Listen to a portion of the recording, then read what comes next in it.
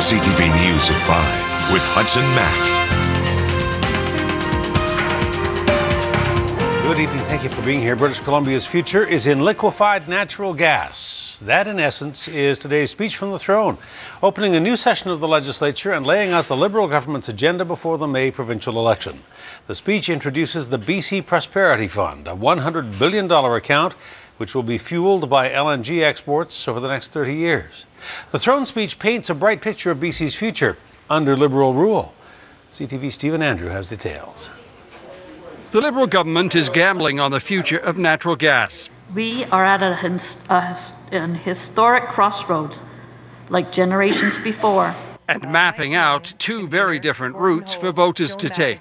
To keep British Columbia moving forward, bold and courageous action is needed. One appears to be paved with gold.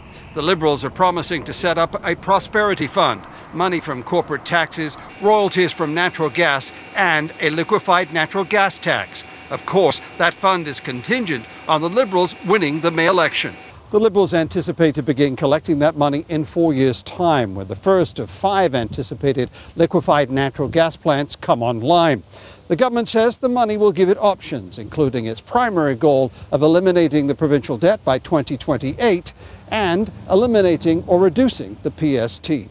If all of the money from the Prosperity Fund goes into day-to-day spending of government and you just grow government, you will eventually get yourself in trouble.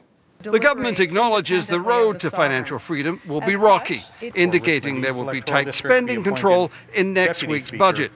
If the throne speech is any indication, the Liberals are sticking to what has kept them in office for more than a decade, a platform of economic expertise.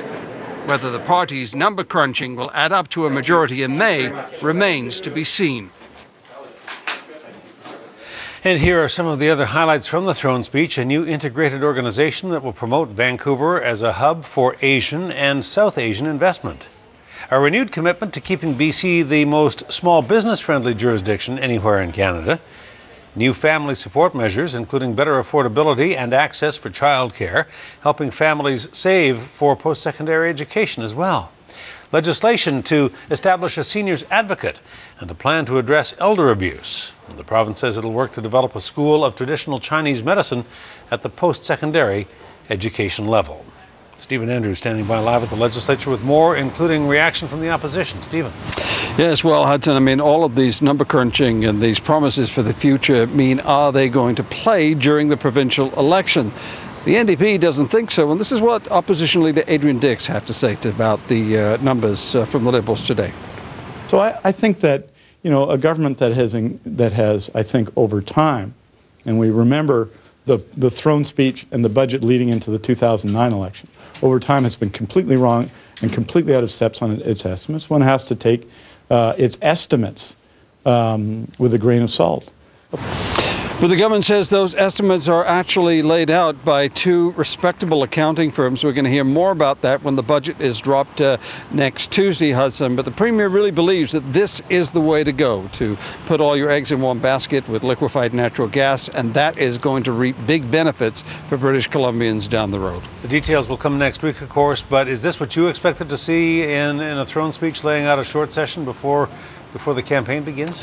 I think everyone expected a little bit more substance. I mean, clearly the Premier is saying, look, you know, this is the way to go. We've been working on this. If people trust me that we will be out of debt and we can even lower the PST, how that's going to play in the election is going to be very interesting to see, because we're not going to reap those benefits until 2028, 2030. And a number of the other items, Hudson, really have been previously announced by the Liberals, so not much new. Probably one of the thinnest throne speeches we've seen in a long time.